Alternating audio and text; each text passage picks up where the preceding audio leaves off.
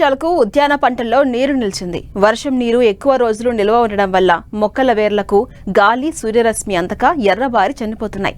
చీడపీడలు, తెగుళ్లు బారిన పడే అవకాశం ఉంటుంది. ఇలాంటి ప్రతికూల వాతావరణ పరిస్థితుల్లో ఉద్యాన పంటలు పండిస్తున్న రైతులు పలు జాగ్రత్తలు పాటించాలని ఉద్యాన వ్యవసాయ శాస్త్రవేత్తలు సూచిస్తున్నారు.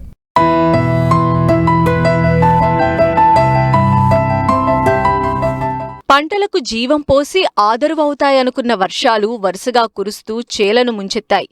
రైతులకు అపార నష్టాన్ని కలిగిస్తున్నాయి. ముఖ్యంగా ఉద్యాన పంటలైన కూరగాయలు, పండ్ల తోటలకు తీవ్ర నష్టం కలిగే సూచనలు ఉన్నాయి. వీలైనంత వరకు పంటల్లో వర్షపు నీరు నిలవకుండా జాగ్రత్తలు తీసుకోవాలి. వాతావరణంలో అధిక తేమ వల్ల పంటలకు తెగుళ్లు సోకే అవకాశం ఉంటుంది. ప్రస్తుత పరిస్థితుల్లో ఉద్యాన పంటలను కాపాడుకునేందుకు చేపట్టాల్సిన సమగ్ర యాజమాన్యం గురించి రైతులకు తెలియజేస్తున్నారు ఆదిలాబాద్ వ్యవసాయ కళాశాల assistant professor doctor Sunil Kumar. గత 10-15 రోజులుగా చూసినట్లయితే తెలంగాణ రాష్ట్రంలోని అన్ని జిల్లాల్లో కూడా భారీ నుంచి అతి భారీ వర్షాలు కురవడం జరిగింది. ఈ సందర్భంగా ఏ తోటల్లో చూసినా కూడా నీళ్లు నిలిచిపోవడం అనేది చూస్తూ ఉన్నాము. ప్రస్తుతం ఇటువంటి పరిస్థితుల్లో ఉద్యాన పంటలు తీవ్రంగా దెబ్బతినేటటువంటి అవకాశం ఉంటుంది. కాబట్టి వెంటనే తోటల్లో నిలిచిపోయినటువంటి నీటిని రైతులు వెంటనే బయటకు పంపించేటటువంటి వ్యవస్థను కలగజేయాలి. నీళ్లు నిలవడం వలన అనేక ఉద్యాన పంటల్లో వేరుకులు తెగులు, అదేవిధంగా కాండంకులు తెగులు సోకే అవకాశం ఉంటుంది. కాబట్టి మొక్కల మొదలలో లీటర్ నీటికి 3 గ్రాముల చొప్పున కాపర్ ఆక్సిక్లోరైడ్ని కలిపి మొక్కల మొదలలో వేరు వ్యవస్థ తడిచే విధంగా పోయాల్సినటువంటి అవసరం ఉంటుంది. అదేవిధంగా ఇటువంటి పరిస్థితుల్లో నేలలో తేమ ఎక్కువగా ఉన్నటువంటి పరిస్థితుల్లో వేర్లు పోషకాలను తీసుకోలేవు. కాబట్టి ఈ సందర్భంలో ప్రధాన పోషకాలతో పాటు సూక్ష్మ పోషక లోపాలు కూడా ఏర్పడి మొక్కల్లో ఎదుగుదల అనేది క్షీణించడం జరుగుతుంది.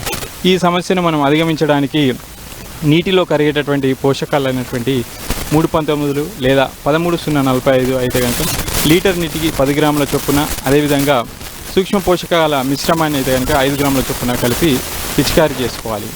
ఈ సూక్ష్మ పోషకాల మిశ్రమాల్లో కూడా మనకు బెంగళూరులోని ఉద్యాన పరిశోధన స్థానం వారు అభివృద్ధి చేసినటువంటి ఈ సూక్ష్మ పోషకాల మిశ్రమాలు పంటను బట్టి వారు తయారు చేయడం జరిగింది. మామిడిలో చూసినట్లయితే కనుక అర్కా మ్యాంగో స్పెషల్ అని, అదే నిమ్మలో చూస్తే అర్కా సిట్రస్ స్పెషల్ అని, అదే కూరగాయ పంటల విషయానికి వచ్చినప్పుడు అర్కా వెజిటేబుల్ స్పెషల్ అనేటటువంటి సూక్ష్మ పోషకాల మిశ్రమాన్ని తయారు చేయడం జరిగింది. ఈ యొక్క మిశ్రమాన్ని లీటర్ నీటికి 5 గ్రాముల చొప్పున కలిపి పిచికారీ చేసినట్లయితే కనుక పంటల్లో మంచి దిగుబడులు రావడానికి అవకాశం ఉంటుంది. దానితో పాటుగా ముఖ్యంగా ఎడతెరిపి లేకుండా కురుస్తున్నటువంటి వర్షాల వలన మనకు టమాటా, వంకాయ, మిరప అలాంటి పంటలు కాకుండా తీగజాతి కూరగాయల్లో కూడా కలుపు సమస్య అనేది ఎక్కువగా కనబడుతుంది. ఈ పరిస్థితుల్లో మన క్విజాలోఫాప్ ఇథైల్ అనేటటువంటి కలుపు మందుని కనుక లీటర్ నీటికి 2 మిల్లీలీటర్ల చొప్పున కలిపి పిచికారీ చేస్తే ఈ కలుపును నివారించవచ్చు.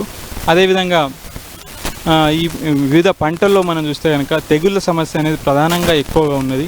మనం పంటల వారీగా చూస్తే కనుక మామిడిలో ప్రస్తుతం నల్లమచ్చ ఆకు తెగులు అనేది ఎక్కువగా కనబడుతున్నది. ఈ తెగులను నివారించడానికి స్ట్రెప్టోసైక్లిన్ అయితే కనుక 60 గ్రాముల చొప్పున 100 లీటర్ల నీటిలో 60 గ్రాముల చొప్పున కలిపి పిచికారీ చేసుకోవాల్సినటువంటి అవసరం ఉంటుంది.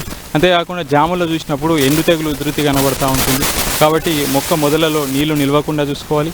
అదేవిధంగా మొక్క మొదలలో కూడా వేరు వ్యవస్థ తడిచే విధంగా లీటర్ నీటికి 3 గ్రాముల చొప్పున కాపర్ ఆక్సిక్లోరైడ్ కలిపి మొదల్లో చుట్టూ పోయాల్సినటువంటి అవసరం ఉంటుంది. అంతేకాకుండా టమాటా విషయానికి వచ్చినప్పుడు టమాటాలో